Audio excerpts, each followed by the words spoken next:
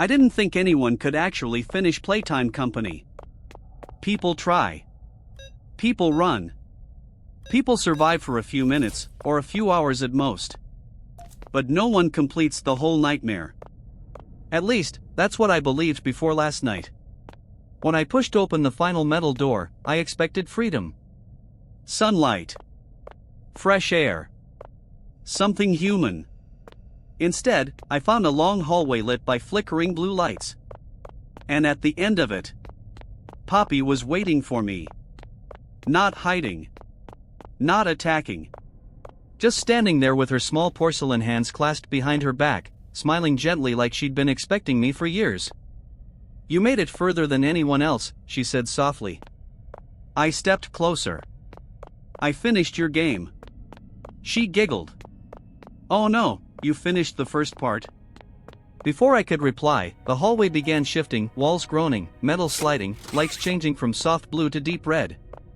The whole place was rearranging itself like a living maze. Poppy started walking backward, never breaking eye contact with me. "You want the truth? Then you have to reach the end. The real end." Huggy Wuggy stepped out of the shadows behind her. One of his legs twitched like it had been recently torn and repaired. He towered over Poppy like a silent guardian. I backed away, but something blocked me. A metal door sealed itself behind me. Poppy whispered. The others couldn't finish the game because they didn't understand the rules. She pointed at Huggy. "He isn't trying to kill you. He's trying to protect me." The floor beneath me suddenly dropped, and I fell into a massive chamber filled with broken toys and scraps of metal. Lights flickered on overhead. A voice echoed through the chamber, deep, metallic, distorted. "Player detected. Final trial activated." Prototype 1006 crawled down from the ceiling, his cables snapping tightly as he moved. Poppy shouted from above. "Beat him, and you win." The prototype shot cables toward me, stabbing into the metal floor. I dodged, rolled, grabbed a broken grab pack hand nearby, and fired it at one of the loose wires above. The cable wrapped around the prototype's arm, yanking him upward. He roared with static and slammed against the wall. The chamber shook violently. I sprinted across collapsing platforms, climbed a broken staircase, and launched myself toward the emergency ladder. The prototype ripped free and chased me, crawling like a spider at impossible speed. I reached the hatch and slammed it shut, breathing hard.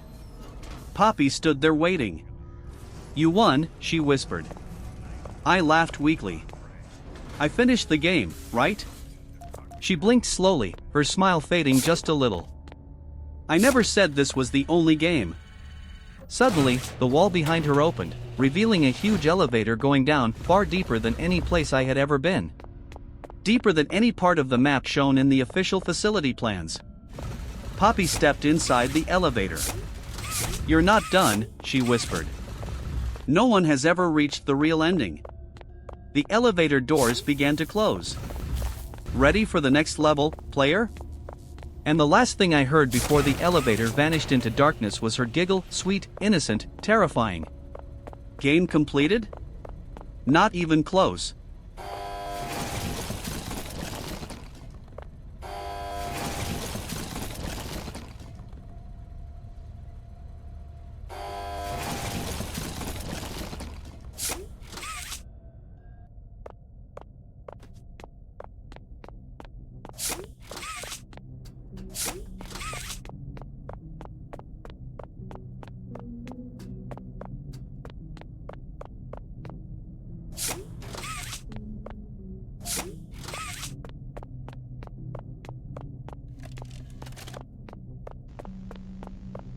So, Stella, what made you want to work at the Playtime Co. factory? Playing with toys when I was young was so magical. I could go straight from my bedroom floor to anywhere in the world. It was such a great feeling.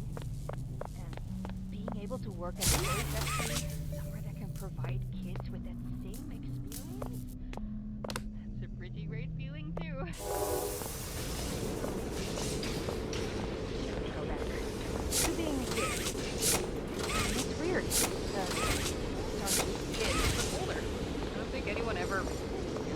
crystals. Older.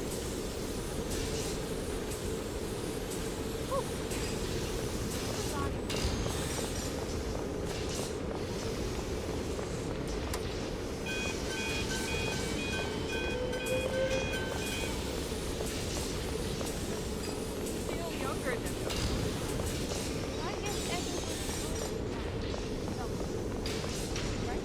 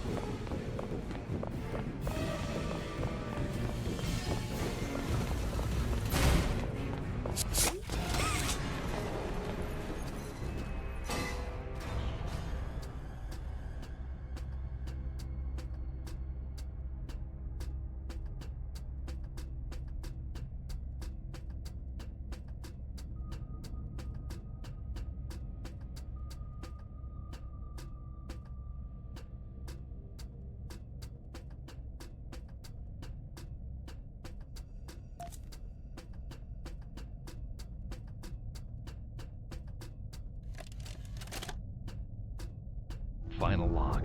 In relation. Experiment 1006. The prototype. Coordination and cooperation is evident.